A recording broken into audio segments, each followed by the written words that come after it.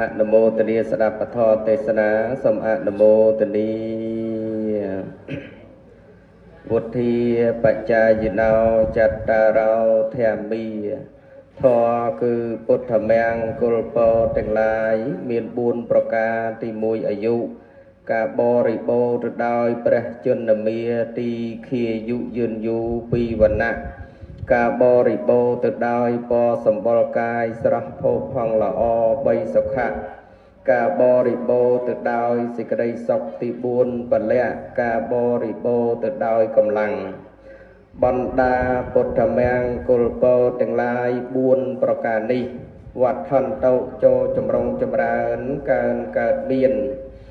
ดอลมจักเตียนีทัปไดสมัยเนปดามเตียนประเทียนเนปดามในกรรมปฏิบัติหนึ่งเกิดเมียนดอลอโลกซาถุสัพพะพุทธบริษัทประสริทั้งหลายได้บานเบิกอมปีตีจัดหรือก็ตีชงายบานเบิกประชุมสันนิบาตเคลียในขนมโอกาสเวลิปินีดามใบตรองตรับสดับโยกในรูปในประสัทธรรมมาเป็นเศรษฐศนาธรรมเพียบบานตะตูลพระพเนเงียจีอังธรรมกติกาจาลึกลางในประสัทธรรมจูนดอลยิบโยมพุทธบริษัทในเดียโอกาสนี้โดยเมียนกาอารัตเดียนิมนต์อัมพีสำนักโลกจาทัปไตสมัยเนปดามเตียนประเทียนเนปดามกรรมปฏิบอนบานปึงอาศัยติดดอนโลกจาดัมไปอารัตเดียนังประเทียนในประสัทธรรมมาเป็นเศรษฐศนา มวยยางเตียนกระดอยมีการลึกดำกลางอารัตเดียนิมนต์อัมพีสำนักโยมปรุมบานอรัตเนียหายมาเพียบกับพร้อมแต่ตัวพระพเนเงียจีอังธรรมกติกาจาลึกลางในประสัทธรรมจูนโดยยิโยมพุทธบริษัทแต่ข้างดาวมนลึกลางในประสัทธรรมจูนโดยพุทธบริษัทนู้ก็สมคันไตอัจเจสไรอภัยอัตโตอัมพีสำนักยิโยมจิพุทธบริษัทประสริตทั้งหลายไกลการลึกลางในประสัทธรรมในธรรมเพียบลึกแต่หายจวนจิเมียนเลือลวกวักคาโดยบัดในบัดอักขระจันเจเนเพียซาบาลีบอกสลายในตรังกันไลนามวยปมสมรุมหรือก็ปมกวาดติดตามตึกจัดระบะเงียดโยมจิปดบริษัทประสริตทั้งหลายสมปดบริษัทต่างอ้อเมตตาคันไตอัจเจสไรอภัยอัตโตดอลธรรมาเพียบดำใบบานโอกาสขนมการเลือกลางในประสิทธรรมติดตามเปเวลีพองหนึ่งติดตามสติปัญญาสมาร์ดได้บานยุลดังขนมปพุทธศาสนาดติตูดสรุปสรางในพองสมจำเริญเปเนโมตัสสะภะคะวะโตอะระหะโตสัมมาสัมพุทธัสสะเนโมตัสสะภะคะวะโตอะระหะโตสัมมาสัมพุทธัสสะเนโมตัสสะภะคะวะโตอะระหะโตสัมมาสัมพุทธัสสะนมัตโธรัตนตยสะวันติมิตูลประบังกุมขยมประกรณาสมลึกหัตถากำบังอัญเจลีเนมาสกาตวายบังกุมตึกใดจมพูคนในพระอรหันตสมาสัมพุทธมวยอันเลอดอยประโทระบพระองค์หนึ่งคนในพระอริยสงฆ์สาวะในพระดมีนประเภทอาแต่เรนเนี่ยดาวสิกได้กุรุบหนึ่งดาวสิกได้เจริญทลาสับกาลสัพพันตรายะนิเวรนัทธังดาวกิริยานิการลึกนักดาวคุณปรัตนตรัยประมาณปันได้ก็สมบานกำจัดบังในรอลอุปตรุปอัปเมงกุลอุตบาทการละกันในจังไรแต่งลายแต่งปวงได้บานกัดลางกันลองเตะหายก็ได้หรือก็ผมตอนบานกัดลางบักหายตีก็สมเอาบ่เวียจีเจงชงายอย่างปีรูปเรียงกายจิตโยมจิตปดบริษัทประสริตแต่งลายเตเนียใส่จะไว้เจนเนียวุฒิฮาวน์ตุสาปตีโดยสัจวิจาโพลกการระลึกนึกดอกคุณปุต ก គុណបធរគុណប្រសង្ឃសូមទាមទារយកនៅរាល់សេរីសួស្តីជ័យមង្គលវិបុលសុខគ្រប់ប្រការជូនដល់លោកអ្នកម្ចាស់ទានប្រធានផ្ដើមកម្មវិធីបុណ្យនិងជូនដល់ញាតិញោមពុទ្ធបរិស័ទប្រុសស្រីទាំងអស់ដែលបានអញ្ជើញមកអំពីទីចិត្តទីឆ្ងាយសូមបានជួបតែសេចក្តីសុខសេចក្តីចម្រើនជានិច្ចនិរន្តរ៍តរៀងទៅអ៊ីតោបរាំងធម្មំទេសិសាមិដតីបន្តដំណរអំពីបទនមស្ការនិងអាយាចនៈគៀតហាដល់សង្ខេបខ្លីនេះទៅធូសាធវោឲ្យអស់សាធុសពបរោះពុទ្ធបរិស័ទប្រុសស្រីទាំងឡាយអាយ៉ាងកាឡោរីកានេះធម្មៈសវនកាឡោជាកាវលាសំគួរសម្រាប់ពុទ្ធបរិស័ទទាំងអស់ដើម្បីស្ដាប់យកនៅរសនៃព្រះសទ្ធម្មវិសេសទេសនាព្រះសទ្ធម្មវិសេសទេសនានឹងលើកឡើងជូនដល់ញាតិញោមពុទ្ធបរិស័ទប្រុសស្រីនៅនាឱកាសនេះណាគឺលើកឡើងអំពីពិធីបុណ្យតក្កិណានុបទានគម្រប់7ថ្ងៃនិងដាពឹស្ដាដែលលោកអ្នកម្ចាស់ទានប្រធានផ្ដើមនៅកម្មវិធីបុណ្យក៏បានលេងលោកយកនៅប្រកធនធានចំណាយទាំងពេលវេលាចំណាយទាំងកម្លាំងកាយកម្លាំងចិត្តចាត់ចែងរៀបចំនៅពិធីបុណ្យនេះឡើងដោយមានការនឹករលឹកឃើញនៅគុណូបការៈរបស់អ្នកមានគុណ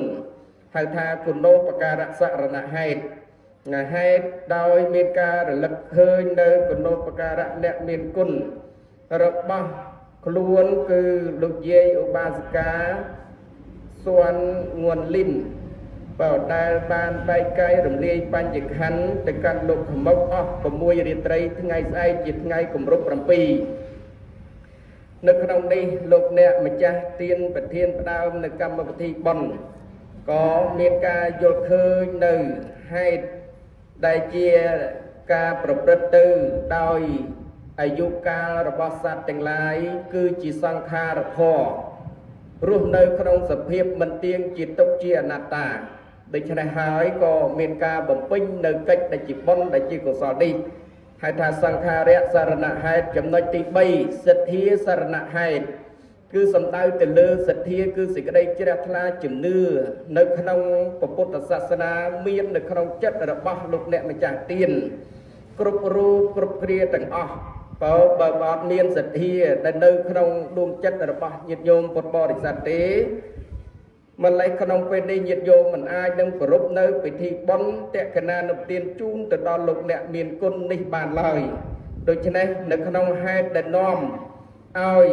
បាននៅពិធីបុណ្យតក្កិណានុទានគម្រប់7ថ្ងៃនេះឡើងគឺដោយ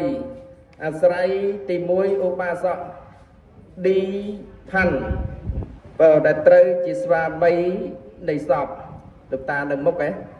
បើលោកតាឌីផាន់បើទី2អ្នកស្រីផាន់ឆេងឡនបើនឹងលោកហ៊ីមតាំព្រមទាំងបុត្រនិងចៅបើទី3លោកផាន់ផានិងអ្នកស្រី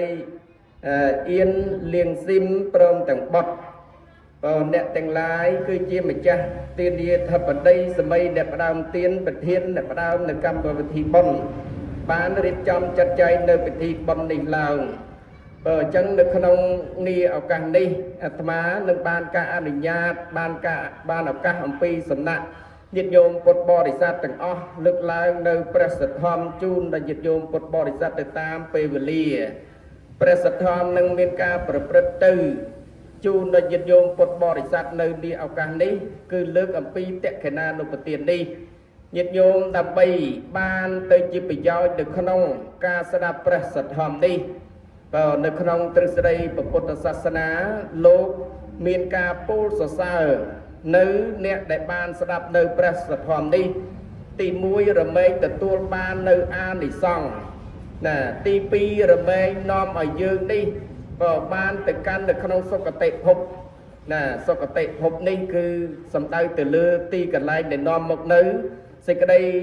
សុខដល់យើងគ្រប់គ្រាទាំងអស់យ៉ាងហើយបានប្រយោជន៍នៃការស្ដាប់ព្រះសទ្ធម្មនេះទ្រឹស្ដីពុទ្ធលោកថាទី1អសតាំងសុណាតិ យើងមិនដែលបានស្ដាប់ពធកន្លងឡើយពីមុនមកទេនៅពេលដែលបានស្ដាប់ហើយរមែងដឹងនៅអត្តន័យអត្តរសសេចក្តីនៃប្រធរដែលយើងបាននឹងកំពុងស្ដាប់នៅនេះឱកាសនេះនេះគឺជាប្រយោជន៍នៃការស្ដាប់ពធទី1ទី2រមែងបានដឹងធម៌ដែលខ្លួនឯងធ្លាប់បានស្ដាប់កន្លងមកធម្មតាទេញោមការផ្លេចនេះតែងតែមាននៅក្នុងខ្លួនយើងគ្រប់គ្នាមិនថាវ័យក្មេងមិនថាវ័យកណ្ដាលមិនថាវ័យចាស់ឬក៏មកបួសជាលោកសង្ឃនៅក្នុងពុទ្ធសាសនាត្រង់នៅពធរាល់ថ្ងៃក៏ដោយបើមិនបានរលឹកទេផ្លិចធរទាំងអស់នោះអញ្ចឹងហើយបានការស្ដាប់ពធនេះរមែងបានជាក់ច្បាស់នៅធរដែលខ្លួនឯងធ្លាប់ស្ដាប់មកកន្លងមករមែងបានដឹងថែមទៅទៀតដល់ទៅចំណុចទី3រមែងកម្ចាត់បងនៅសេចក្តីឆ្ងល់សង្ស័យនៃសេចក្តីពធដូចជាតេតិនទៅក្នុងពិធីបុណ្យដែលលោកអ្នកម្ចាស់ទានប្រពឡើងនៅនាឱកាសនេះហៅថាពិធីបុណ្យតេកណានុបទានដែលយើងស្ដាប់អត្តន័យពធនឹងទៅយើងដឹងច្បាស់អស់សង្ស័យហើយដល់ទៅទី4រមែងកម្ចាត់បងទី4ហ្នឹងរមែងតម្រង់នៅទិដ្ឋិរបស់ខ្លួននេះឲ្យត្រូវនៅក្នុងផ្លូវនៃពុទ្ធសាសនារបស់យើងផ្លូវពុទ្ធសាសនារបស់យើងនេះតេតិនទៅជាមួយនឹងទិដ្ឋិបើយើងមិនបានស្ដាប់ពធទេទិដ្ឋិរបស់យើងនេះអាចធ្លាក់ទៅនៅក្នុងមិច្ឆាទិដ្ឋិយល់ឃើញខុសហ៎ញោមយល់ឃើញខុសយ៉ាងម៉េចយល់ឃើញថាណដ្ឋិមេត្តាម្ដាយគ្មានគុណណដ្ឋិបេតាឪពុកគ្មានគុណណដ្ឋិតិណ្ណੰការធ្វើទានអត់បានផលណដ្ឋិសីលੰការរក្សាសិលអត់ប្រយោជន៍ណាញោមតែយល់ឃើញខុសដោយសារអីតែយើងអត់បានស្ដាប់ពធដែលល្អដល់ស្ដាប់ធម៌ល្អទៅរមែងតម្រង់ទិដ្ឋិយើងនេះឲ្យត្រូវត្រង់ដល់មួយទៀតធ្វើឲ្យចិត្តសន្តានរបស់យើងនេះស្អាតអស់នៅភាពដែលជាមន្ទិលទាំងឡាយនៅក្នុងចិត្តព្រោះពធនេះហៅថាធម្មោអោសថោពធជាឱសថធម្មោបតិបោពធជាបតិបសម្រាប់បំភ្លឺនៅជីវិតរបស់យើងជីវិតយើងនេះភ្លឺស្វាងទៅបានអាស្រ័យពធណាញោមតែបើអត់មានពធនេះឯងអត់ភ្លឺស្វាងបានទេ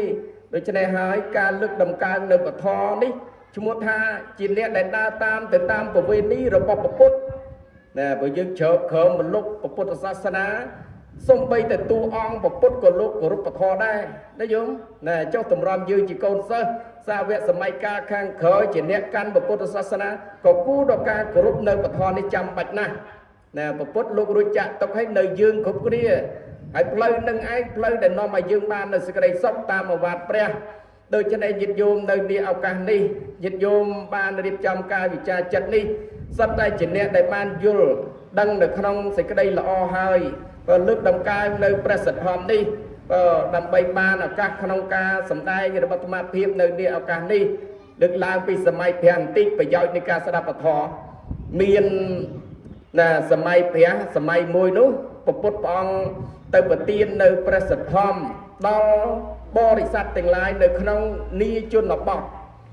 នៅជនបទនឹងបរិស័ទទាំងឡាយមកគោរពប្រណិប័តនៅព្រះសម្មាសម្ពុទ្ធដើម្បីស្ដាប់ពធញោម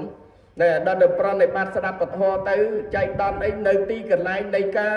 សម្ដែងឡើងនៅពធរបស់ព្រះសម្មាសម្ពុទ្ធនោះមានបរោះដែលជានាយគង្វាលគោម្នាក់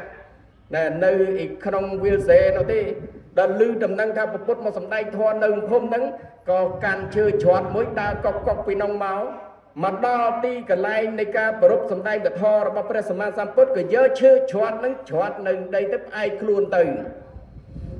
ញាតិញោមពុទ្ធបរិស័ទទាំងឡាយនៅក្នុងការដែលផ្អែកនោះក៏ពុំបានដឹងទេថានៅក្រោមឈើច្រត់នោះមានអីនៅក្រោមឈើច្រត់នោះ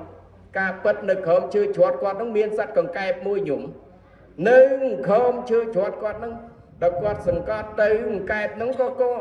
គេស្ដាប់ពធព្រះដែរញោមគេនៅឮសលេងពធព្រះឮតែពុទ្ធសំដែងធម៌កង្កែបគេមានសតិជ្រះថ្លាដែរគេស្ដាប់ពធព្រះខន្តីសេចក្តីអត់ធន់គីរវៈគឺសេចក្តីគោរពញោមទោះជាមានទម្ងន់នៃឈើច្រត់សង្កត់ពីលើដែលជាឧបសគ្គរបស់ខ្លួនរហូតដល់ទៅផ្ដាច់នៅអាយុជីវិតរបស់ខ្លួនហើយក៏មិនរើបំរាស់រំខាននៅក្នុងការស្ដាប់នៅពធសំឡេងពធដែលពុទ្ធព្រះអង្គសម្ដែងដល់បរិស័ទនោះឡើយ mình duประมาณកង្កែបនឹងក៏ដាច់ខ្យល់បាត់ទៅញោមនៅក្នុងចំណែកនៃការដាច់ខ្យល់នោះញោមកង្កែបនឹងបានទៅកាន់ទេវលោកទៅណែចំពាក្យព្រះមួយលោកពោលថាសុទ្ធិបច្ចតាំងនិញោអញ្ញងវិសោទយេបុគ្គលណាដែលមានចិត្តបរិសុទ្ធប្រះចាកនៅទិដ្ឋិទាំងឡាយហើយមានសទ្ធាគ្របដណ្ដប់នៅក្នុងខ្លួនហើយនៅពេលដែលដាច់ខ្យល់ទៅរមែងទៅកាន់សុគតិដូចជាកង្កែបនឹងបានទៅជាទេវលោកឈ្មោះថាមណ្ឌកទេវបុត្រញោមបានទៅជាមណ្ឌកទេវបុត្រលោកក៏មានការពិនិត្យរំពឹងអតីតជាតិរបស់ខ្លួនថាអោណោអាត្មាអញមកកាន់ទេវលោកនេះដោយកម្មអីណោដល់រំពឹងពិនិត្យមើលទៅខ្លួននឹងគឺជាសត្វកង្កែបពីមុនដោយមាននៅសេចក្តីអត់ធន់ហើយនឹងមានការគៀរវៈការគោរពចំពោះពធព្រះសម្មាសម្ពុទ្ធសម្ដែងអត់មានយល់ន័យអីទាំងអស់គ្រាន់តែគោរពប៉ុណ្ណឹងញោមមកបានអានិសង្សកើតទៅជាទេវបុត្រចុះទម្រាំមនុស្សទម្រាំទេវតាជាអ្នកអាចចាប់ធម៌បានយល់បានតើការស្ដាប់ពធនេះបានអានិសង្សប៉ុណ្ណាទៅណោពេលនោះមណ្ឌកទេវបុត្រក៏ចេញចាកអំពីវិមានឋានចុះមកប្រកាសចំពោះព្រះសម្មាសម្ពុទ្ធញោមមកដល់ថ្វាយបង្គំព្រះសម្មាសម្ពុទ្ធ3ដងហើយក៏បានលើកឡើងក៏ថ្វាយបង្គំព្រះសម្មាសម្ពុទ្ធហើយប្រពុតសួរថាមនាលបរោះអ្នកជាអ្នកណាមកពីណាណែដល់ទៅមណ្ឌកទេវបុត្រក៏ពោលថាបពុតព្រះអង្គដ៏ចម្រើនខ្ញុំព្រះអង្គគឺជាមណ្ឌកទេវបុត្រអំបញ្ញមិញនឹងជាសត្វកង្កែបនៅក្រោមឈើជ្រាត់តាណាតែដោយសារទម្ងន់នៃឈើជ្រាត់របស់តានឹងក៏ទប់នៅដង្ហើមមិនបានក៏ដាច់ចោលទៅកាន់ទេវលោកហើយមុននឹងទៅកាន់ទេវលោកនោះអតីតនឹងគឺមានការខន្តីសេចក្តីអត់ធន់គិរវៈគឺការគោរពសម្លេងពធរបស់ព្រះដ៏មានពភាកប៉ុន្តែមិនបានយល់ន័យអីទេបានទៅកាន់ទេវលោកអស្ចារ្យណាស់ចុះតម្រាំជាមនុស្សតម្រាំជាទេវតាស្ដាប់ធម៌ព្រះដ៏មានពភាកទៀតតើអានិសង្សនេះទៅជាយ៉ាងណាទៅដូច្នេះសូមរតនាព្រះដ៏មានពភាកសម្ដែងធម៌បន្ត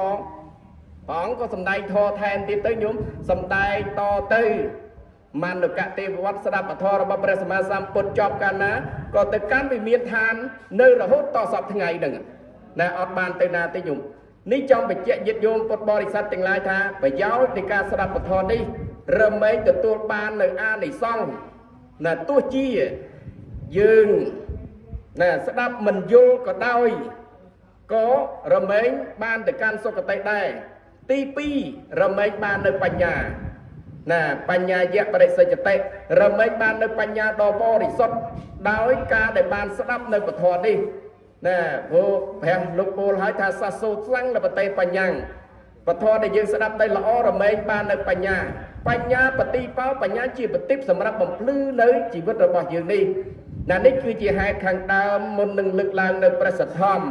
ក៏ញ៉ាំងនៅសទ្ធាញាតិញោមពុទ្ធបរិស័ទនៅក្នុងពុទ្ធសាសនាដើម្បីបានស្ដាប់នៅប្រយោជន៍នៃការស្ដាប់ពធនេះអញ្ចឹងតេតិនទៅជាមួយនឹងពិធីបុណ្យដែលញាតិញោមពុទ្ធបរិស័ទបានប្រពឡើងនេះឲ្យឈ្មោះថាគុណោបការៈសរណហេតុហេតុគឺមានលោកយាយឧបាសិកាសួនងួនលីមដែលចែកឋានទៅកាន់លោកខមុកហើយលោកយាយនឹងជាអ្នកណាលោកយាយគឺជាភរិយារបស់លោកអ្នកម្ចាស់ទៀតផងហើយនឹងត្រូវជាអ្នកម្ដាយរបស់កូនបកើតកូនប្រសានឹងចៅចៅតែជាជីដូនរបស់ចៅចៅទាំងឡាយផងហេតុអីបានជាថាលោកយាយឧបាសិកាសួនងួនលីមនឹងគឺជាអ្នកមានគុណរបស់លោកអ្នកម្ចាស់ទៀនដោយលោកយាយបងនៅក្នុងទីនេះគាត់ជាអ្នកម្ដាយរបស់កូនគ្រប់គ្រាគាត់គឺជាមលុបរបស់យើងណាញោមណាមលុបនេះមិនមែនជាមលុបធម្មតាទេញោមមលុបដតីក្នុងលោកច្រើនកកោបអត់ខ្វះទេញោមណែជុំវិញនេះក៏មានដែរមលុបដូមមលុបស្លាមលុបចន្ទទីមលុបស្វាយមលុបអីទាំងអស់នៅក្នុងផែនដីនេះមលុបច្រើនណាស់ណាមិនខ្វះទេពាក្យថាមលុបគឺញ៉ាំងភាពតិចឲ្យអ្នកដែលទៅជ្រើកប៉ុន្តែមលុបដ៏ប្រសើរលើសអំពីមលុបទាំងអស់លើផែនដីនោះគឺម៉ែយើងនេះគឺឪយើងនេះបាទដែលពុទ្ធថាមេត្តាបេតុឆាយាម្ដាយឪពុកគឺជាមលុបរបស់យើងអញ្ចឹងបានពាក្យបុរាណលោកថាបើយើងផឹកទឹក ឲ្យនឹកដល់ប្រភពបើបានជ្រើកក្រមលុបឲ្យនឹកដល់អ្នកដាំហ្នឹងឯងញោមផឹកទឹកឲ្យនឹកប្រភពបើជ្រើកក្រមលុបនឹកដល់អ្នកដាំយើងគ្រប់គ្នាទាំងអស់យើងកើតមកជាមនុស្សនេះការងាររបស់យើងធ្វើផ្នែកខាងកសិកម្មដតីទាំងអស់ញោមយើងចេះស្ទាត់ជាមួយនឹងការដាំការ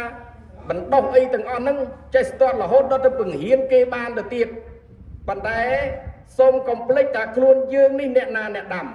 គឺម៉ែយើងណាឪយើងអ្នកដាំយើងមកបើម៉ែយើងឪយើងអ្នកដាំមកត្រូវដឹងថាម៉ែឪនេះគឺជាអ្នកមានគុណរបស់យើងហើយអ្នកមានគុណរបស់យើងតើនៅក្នុងពុទ្ធសាសនាលោកបានលើកទេគុណនឹងស្អីខ្លះអាត្មានឹងលើកឡើងថងនេះបញ្ជាក់ដល់ញោមអ្នកម្ចាស់ទានទាំងអស់នៅក្នុងពុទ្ធសាសនាលោកលើកអំពីគុណរបស់ម្ដាយឪពុកយើងនេះមាន3ធំ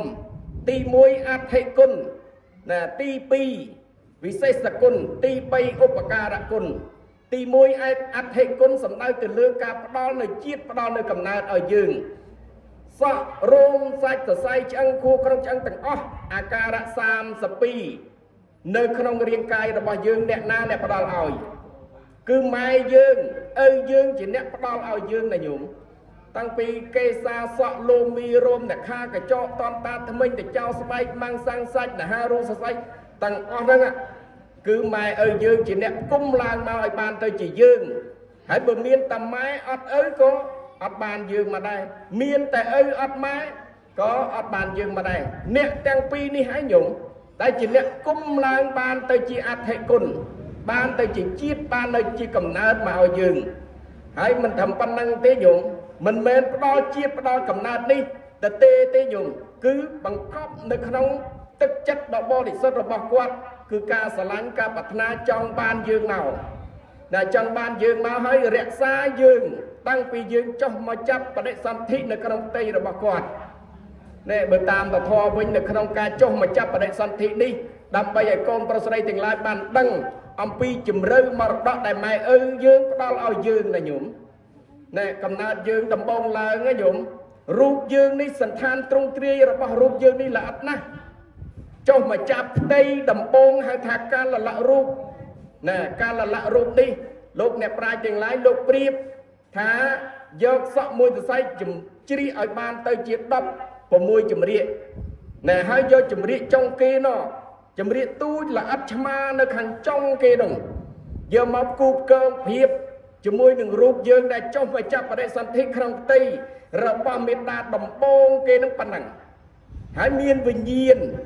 នៅជ្រោកនៅនឹងមានកុសលមានអកុសលជ្រោកជាមួយនៅនឹង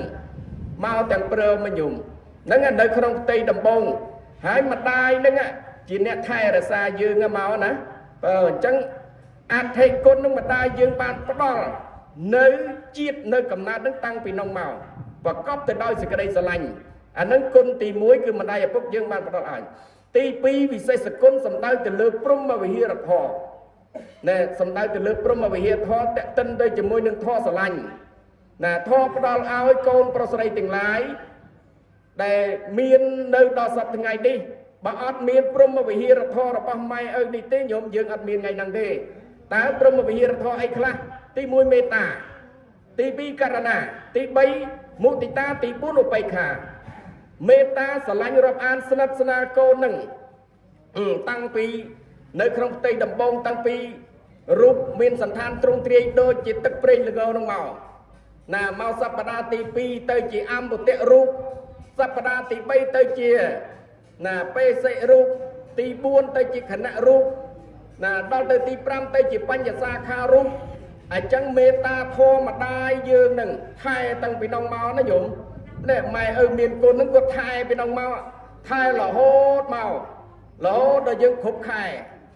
ណាគ្រប់ខែកាលណាហើយមានការប្រសូតចាស់អំពីផ្ទៃម្ដាយឪពុកនេះណាភាសាពីដើមគេហៅឆ្លងទលេសម័យយើងឥឡូវហៅថាប្រសូតហើយប្រសូតនឹងឆ្លងទលេដូចជាឆ្លងទលេត្រូវជាងព្រោះឆ្លងទលេពាក្យថាឆ្លងទលេនេះមានឧបសគ្គច្រើនណាស់ញោមឆ្លងទលេនឹងឧបសគ្គដោយខ្យល់ព្យុះផងណាដោយទឹករលកផងណាដោយត្រីកាចផងណាវាផាត់ផោយណាស់ញោមរឿងឆ្លងទលេរបស់អ្នកម្ដាយយើងនឹង ដែលអញ្ចឹងបានយើងគ្រប់គ្នាទាំងអស់ត្រូវនឹករលឹកដល់គុណរបស់ម្ដាយយើងដែលបានផ្ដល់ឲ្យយើងនេះការឆ្លងទលេនឹងម្ដាយឪពុកនឹងមានការអាណិតយើងណាស់ករណាធម៌ណាអាណិតអសូរកូននៅតូចនេះកើតឡើងមកយំវ៉ាឡើងមកអាណិតរបស់ម្ដាយឪពុកយើងនឹងគឺក្រៃលែងណាស់មកលើយើងនឹងគុណវិសេសគុណរកអ្វីប្រៀបបំបានទេបន្ទាប់មកកូនមានសុខភាពល្អកើតមុទិតាគុណណាសំដៅទៅលើសេចក្តីស្រឡាញ់រាប់អានកូនប្រុសស្រីទាំងឡាយជាមុទិតាធម៌ចុងក្រោយកូននេះឯងមានវ័យវឌ្ឍនាការអាយុណាពេញបរិបូរណ៍មានលក្ខណៈគ្រប់គ្រាន់ណាពេញស្របទៅជាមួយនឹងច្បាប់សង្គមហើយក៏រៀបចំឲ្យកូនមានគូសកលម្ដាយឪពុកនឹងចែកនៅមរតកឲ្យជាលក្ខណៈឧបេក្ខាធម៌ណាមិនបោះបង់កូនចោលទេញោមនេះវិសេសគុណដែលម្ដាយឪពុកយើងផ្ដល់ឲ្យទី2ដល់ទៅទី3ឧបការៈគុណសំដៅទៅលើការចិញ្ចឹមបីបាច់ថែរក្សាជាទូនាទីជាធម៌មកដល់យើងជាកូនប្រុសស្រីទៅទៀតទី1ចិញ្ចឹមការចិញ្ចឹមដោយទឹកដោះដោយបច្ច័យ4មានទាំងវិជ័យវរៈសម្លៀកបំពាក់បិណ្ឌបាតណាគឺអាហារហូបចុកទាំងអស់នេះទីសនាសនៈដៃគាត់នឹងការនៅតូចដៃគាត់គឺជាទីសនាសនៈឲ្យយើងនឹងឯងជ្រកស្នាក់អាស្រ័យហើយគលានទៅពេលត្រជាក់នៅពេលដែលយើងឈឺម្ដាយឪពុកនឹងឯងគឺជាអ្នកដែលបានផ្ដល់ឲ្យយើងអញ្ចឹងម៉ែឪគុតគង់បច្ច័យ4ឲ្យយើងតាំងពីយើងមានកំណើតមករហូតមកសពគ្រប់ទាំងអស់អញ្ចឹងហើយកូនប្រុសស្រីទាំងឡាយម្ដាយឪពុកបានចិញ្ចឹមយើងនេះឯងគឺគាត់យកចិត្តទុកដាក់ណាស់គាត់គិតណាស់គាត់ហត់ណាស់គ្រប់បែបគ្រប់យ៉ាងទាំងអស់តែអញ្ចឹងហើយបានកូនប្រុសស្រីទាំងឡាយនឹកឃើញដល់គុណរបស់ម្ដាយឪពុករបស់យើងនៅត្រង់ហ្នឹងចំណុចទី2ទៀតឧបការៈគុណសំដៅទៅលើការផ្ដល់នៅដំបូលមានទូមានព្រានបដៅកូនឲ្យស្ថិតនៅក្នុងកន្លងធម៌សប្បុរសធម៌ល្អដំណើរល្អនៅក្នុងសង្គមនឹងគឺម៉ែឪបានផ្ដល់ឲ្យចំណុចទី3ម្ដាយឪពុកបានផ្ដល់បញ្ជូនកូនឲ្យទៅសិក្សាសូត្ររៀននៅវិជ្ជាការទាំងឡាយនោះទៅទៀតឲ្យបានចេះដឹងចំណុចមួយទៀតគឺម្ដាយឪពុកតែងតែបំពេញមុខឲ្យកូនប្រុសស្រីទាំងអស់ឲ្យមានគូសកលចុងក្រោយចែកគេមរតកឲ្យនេះឯងដែលជាគុណរបស់ម្ដាយឪពុកយើងដែលព្រះលោកថាណាអដ្ឋិមេត្តាម្ដាយមានគុណអដ្ឋិបេតាឪពុកមានគុណ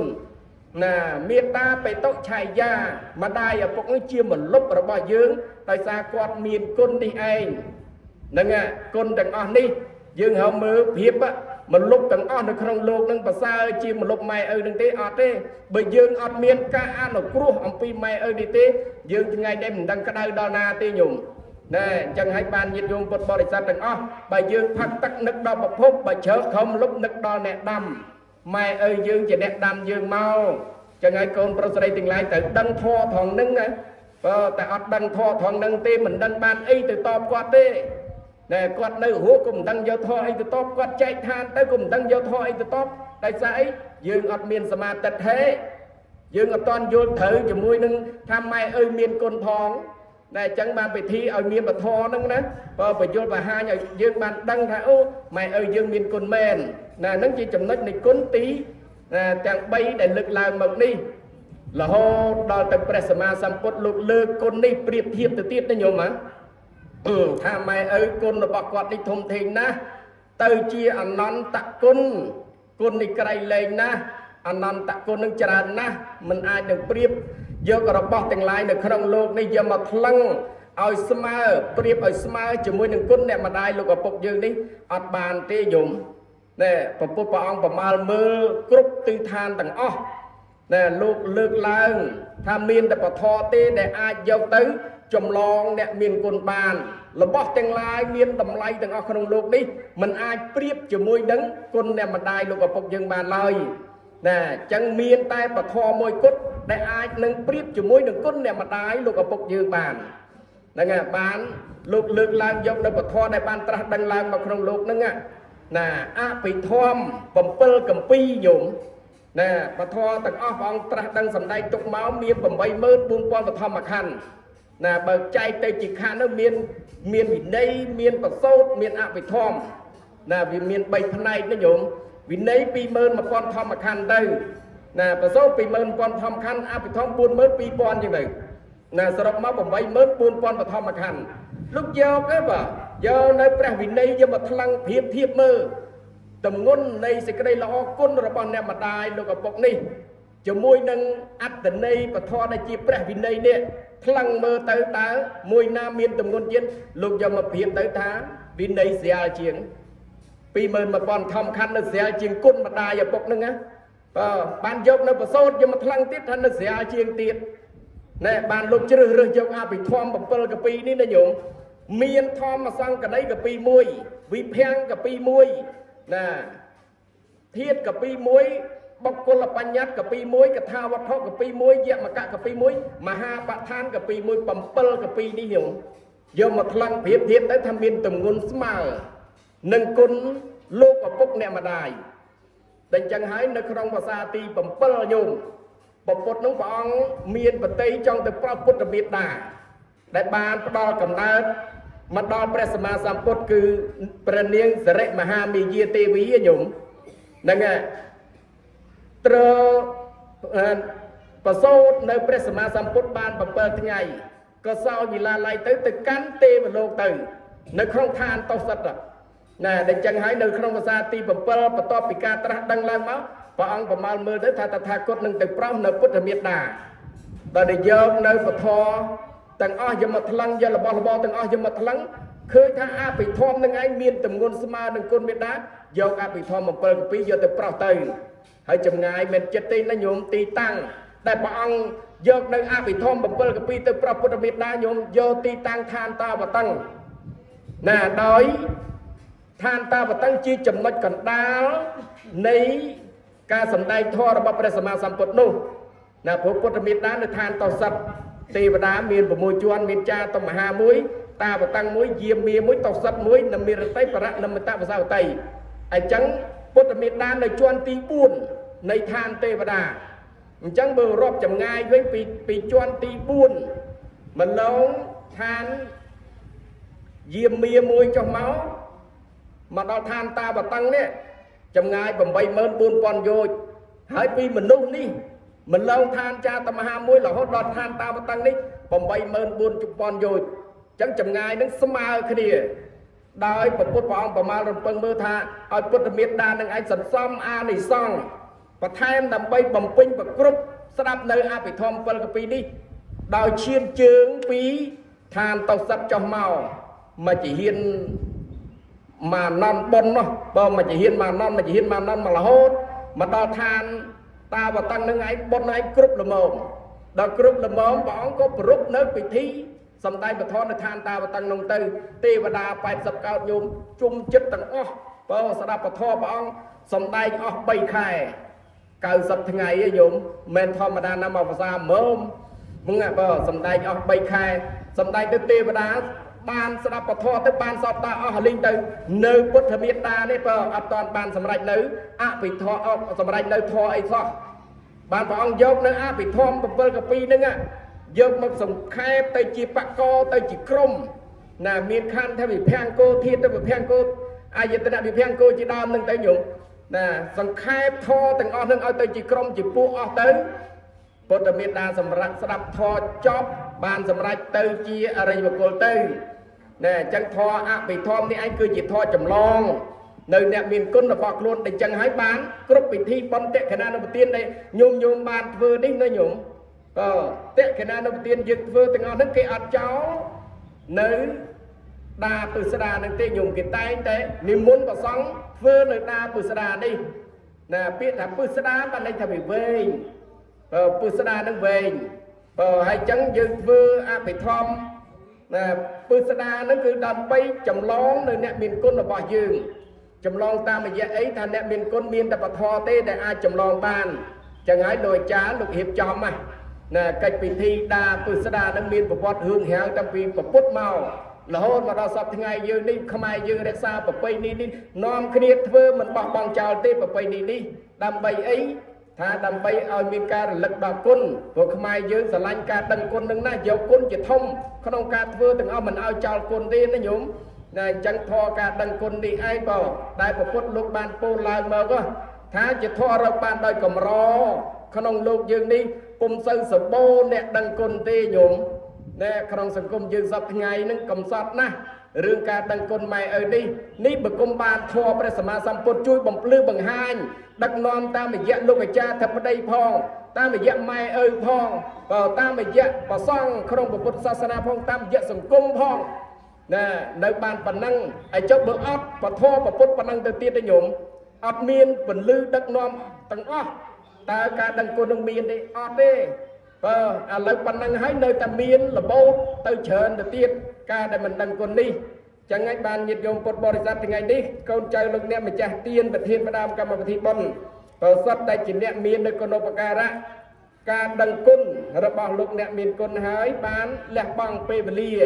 កម្លាំងកាយចិត្តប្រកធនធានចាត់ចែងនៅពិធីបុណ្យទិសដៅដើម្បីផ្សាយនៅកុសលទាំងអស់នេះជូនទៅដល់អ្នកមានគុណគឺលោកយាយឧបាសិកាស៊ាន់ងួនលីនដែលត្រូវជាអ្នកម្ដាយដែលត្រូវជាស្វាភរិយារបស់លោកអ្នកម្ចាស់ទានបើគឺលោកតាទីផាន់នៅក្នុងទីនេះអញ្ចឹងតក្កណានុបទាននេះទៅតាមផ្លូវនៃពុទ្ធសាសនាលោកលើកឡើងមកថាមានអង្គ3ដើម្បីឲ្យយើងនឹងឯងធ្វើឲ្យត្រូវទៅតាមផ្លូវនៃពុទ្ធសាសនាដែលយើងថាធ្វើបុណ្យហ្នឹងគឺធ្វើឲ្យត្រូវទៅតាមផ្លូវនៃពុទ្ធសាសនាអញ្ចឹងពុទ្ធលោកបានពោលឡើងមកឲ្យថាតក្កណានុបទានមានអង្គ3ទី1ណាសង្ឃមហេតុសបទី1តក្កណីយសម្បទាយៈត្រូវស្វែងរកអ្នកមានសិលជាអធិបតីក្នុងទីហ្នឹងណាពាក្យថាអធិបតីក្នុងទីនេះគឺសំដៅទៅលើព្រះសង្ឃហ្នឹងហើយណាព្រះសង្ឃជាបញ្ញខេត្តគឺជាស្រែបុណ្យ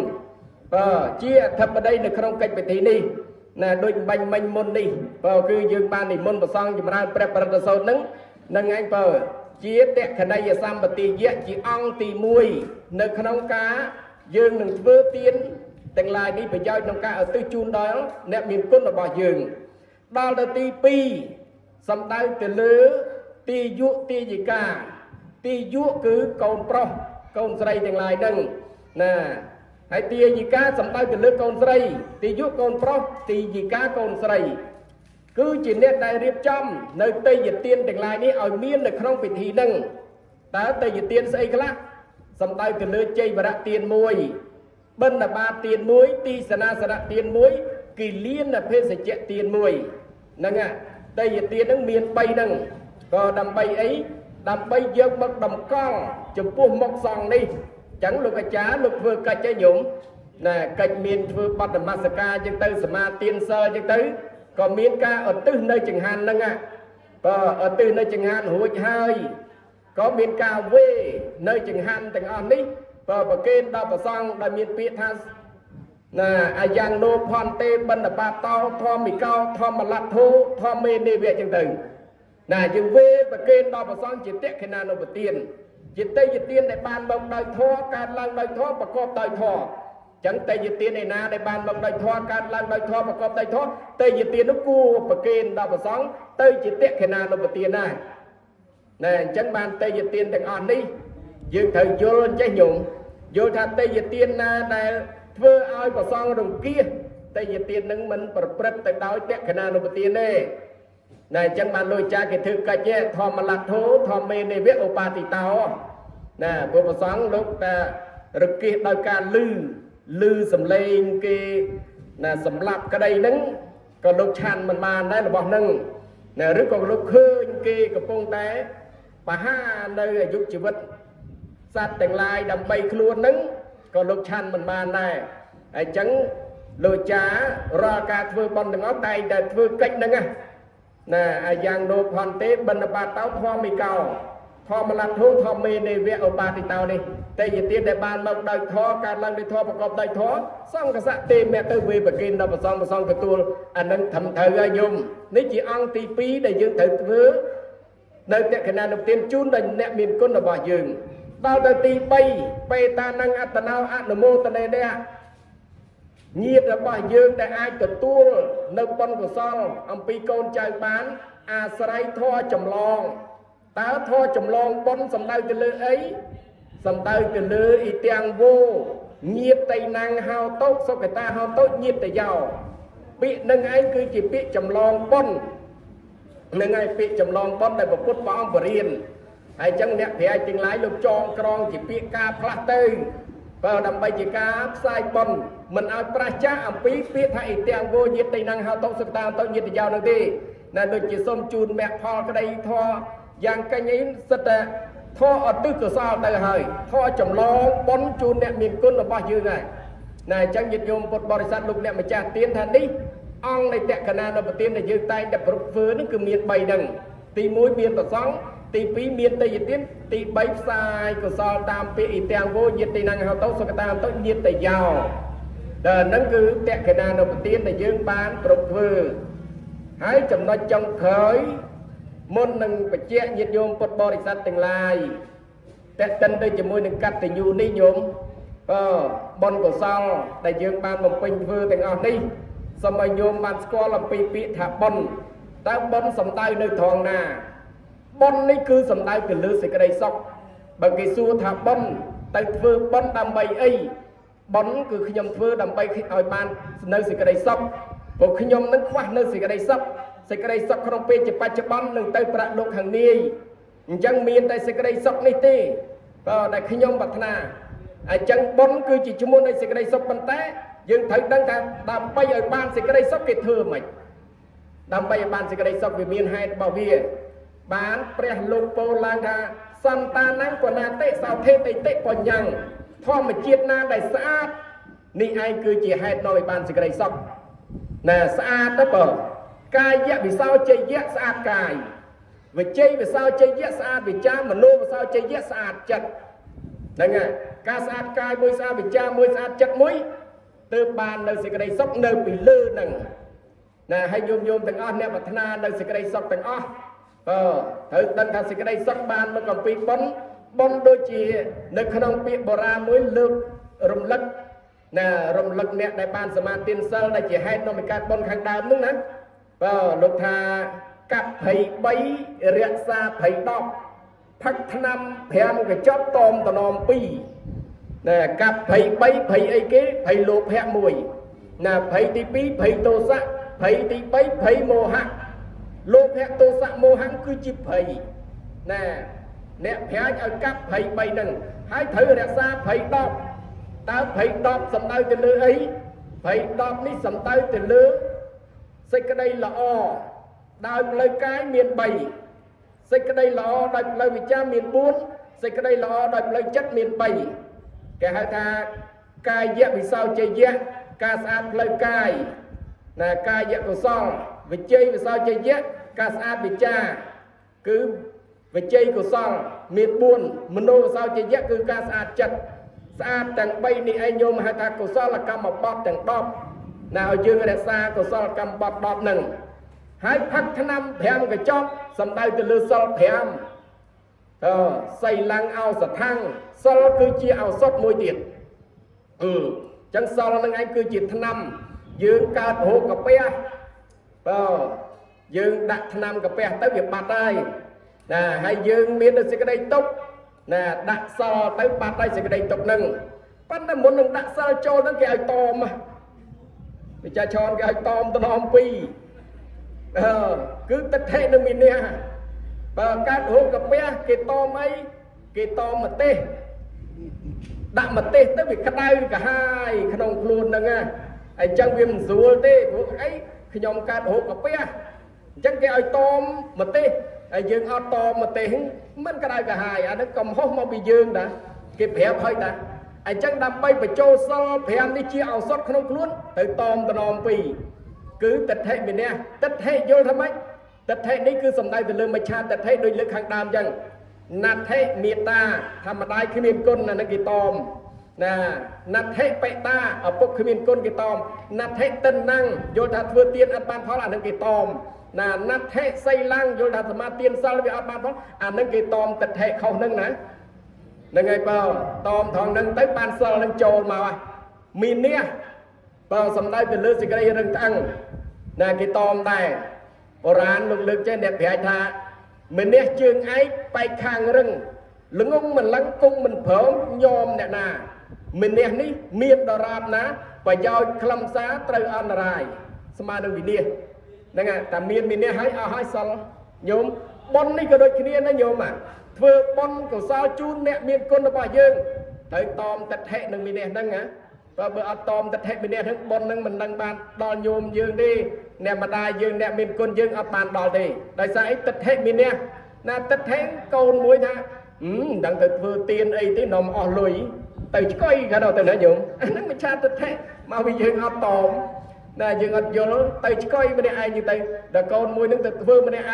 ai thưa tới bữa hệ trong ban mốc thì đấy phải chứ kia tiền ai đây nó nhuộm chờ nè đã thằng mình chim sẽ con đam con trong đừng mong tranh hai mò chân là nó cả hai tật tật thế môn đừng thương con này ban lo chun đẹp miền con dương thử tom thằng năng nè đôi con trai lúc đẹp mình trả tiền được thằng đi và miền lúc ta prathecha chia lúc có bốc chia bậc cô được không tiền đi và nâng miền ca bậc tây lo từ tam tầm nay đây bậc thoa để hai và ai chân cắt từ nhu để con trai ban bằng pin ban vơ từng on đi đôi lực làm một hàng đam nâng tha rẽ xa nơi côn rầm lay rồi bao dương đôi ca mình bật từ đôi mà cha từ hệ phóng hai nâng mình đeo thò nâng phóng hai đăng ra lúc ở bốc nè mà đai dương cứ chỉ nè miền côn và ban này nhôm nè cứ chỉ con cắt từ nhu hai nhôm cắt từ nhu đi cứ chỉ thò cùng ru nè khăn lô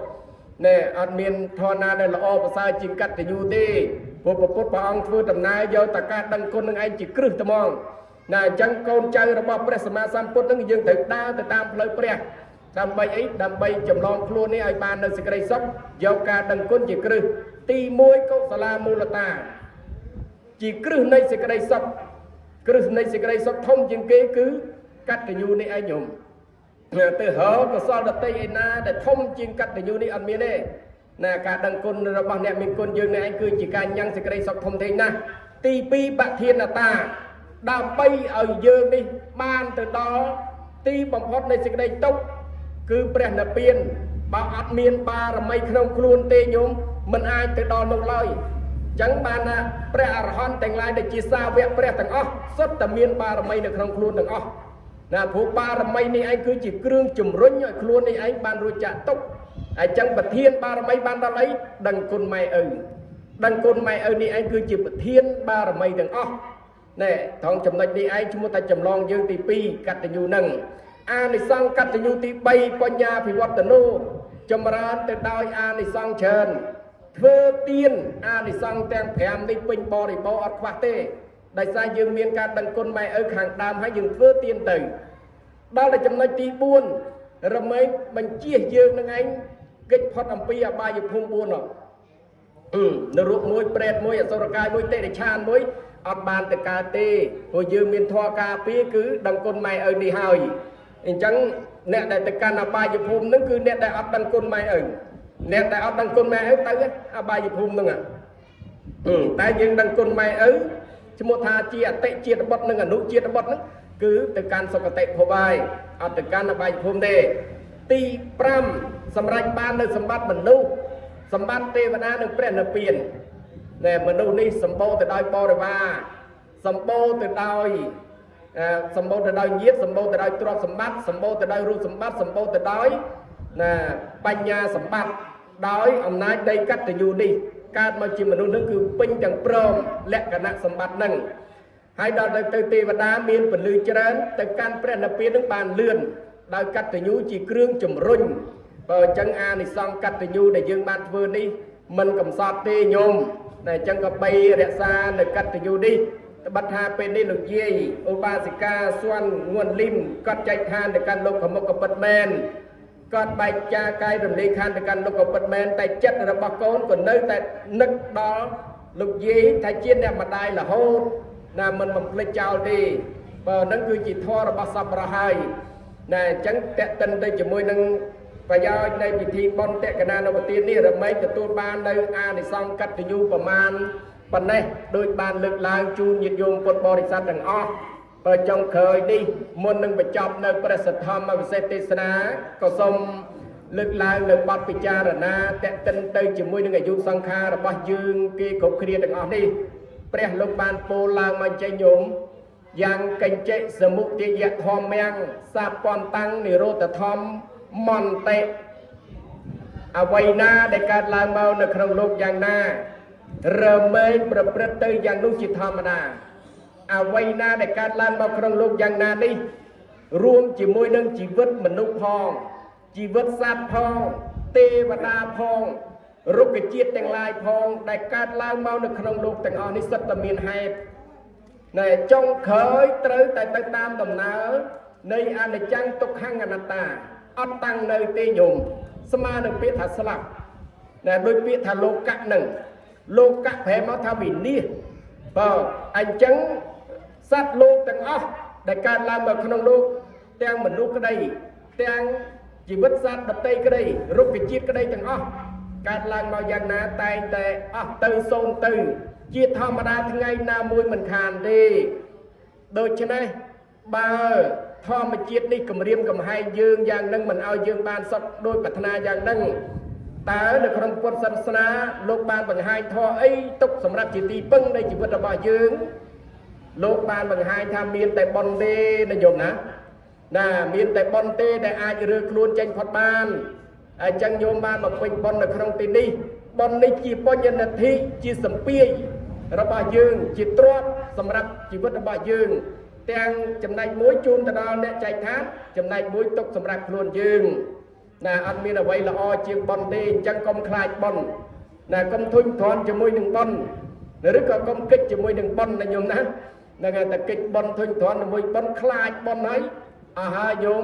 នៅក្នុងលោកនេះលោកៈភេទវិទ្យាហ្នឹងវល់បើបានសុខខ្លះទៅគួសមក្រែងលោមបានសុខផងណាព្រោះយើងអត់សូវមានធម៌ណាព្រោះយើងខ្លាចបុណ្យហ្នឹងមិនមានធម៌អញ្ចឹងអត់មានសេចក្តីសុខឲ្យទេណាអញ្ចឹងកុំឲ្យខ្លាចបុណ្យណាបើបានធ្វើបុណ្យហើយក៏បីធ្វើបុណ្យហ្នឹងឲ្យរឿយទៅពេលនេះយើងធ្វើបុណ្យជូនអ្នកមានគុណរបស់យើងដោយសេចក្តីសង្វេគផងដោយសេចក្តីជ្រះថ្លាផងដោយការអនុគ្រោះណាទៅដល់ពពួកញាតិរបស់យើងផងបើបានធ្វើហើយធ្វើឲ្យបានស្អាតល្អត្រឹមត្រូវទៅតាមផ្លូវនៃអវាទរបស់ព្រះសម្មាសម្ពុទ្ធអញ្ចឹងបឋមសេចទេសនាលើកឡើងមកប្រមាណប៉ុណ្ណេះសំគួរតាមពេលវេលាលើកឡើងមក1ម៉ោងបើឲ្យសំឡេង1ម៉ោងនេះសូមជាស្រ័យញាតិញោមណាបញ្ជាក់ថាញោមម៉ោង5ល្ងាចញោមបើកវិទ្យុទៅលឺហើយបើសំឡេងនេះគឺរក្សាទុកនៅក្នុងប៉ុស្តិ៍វិទ្យុឥឡូវនេះដាក់នៅក្នុង YouTube ហើយបើរក្សាទុកសម្រាប់ញាតិញោមពុទ្ធបរិស័ទនៅក្នុងភូមិនេះយើងភូមិដូនធីក្រោមហ៎បើភូមិដូនធីក្រោមខាងនោះនាមធំដែរអញ្ចឹងដូនធីនាមធំតែមួយទេអញ្ចឹងតែមួយទេហ្នឹងហើយអញ្ចឹងសូមលើកឡើងបទប្រមាណប៉ុណ្ណេះលើលួសតខុសដោយប្រការណានីមួយសូមខន្តីជាស្រ័យពីសំណាក់ញាតិញោមពុទ្ធបរិស័ទទាំងអស់សូមប្រម៉ែប្រមូលកងការមហាកុសលកើតពីធម្មទាននេះជូនដល់ញាតិញោមពុទ្ធបរិស័ទនៅនេះឱកាសនេះបានអនុមោទនីជ្រះថ្លានិងលើកឡើងដើម្បីនឹងកទិសជូនទៅដល់ញាតិកាបុព្វការីជនរបស់លោកអ្នកម្ចាស់ទានប្រធានផ្ដាំកម្មវិធីបុណ្យមានលោកយាយឧបាសិកាស៊ន់ងួនលីមជាអធិបតីនៅក្នុងពិធីតេកណានុប្រទាននេះបានលោកយាយបានដឹងឮហើយសូមអនុមោទនានៅកុសលផលបុណ្យអំពីកូនអំពីចៅអំពីញាតិណាដែលបានបំពេញបានធ្វើនៅក្នុងឱកាសនេះបានអនុមោទនាហើយសូមបានទៅកាន់សុគតិភពតែម្យ៉ាងកងការមហាកុសល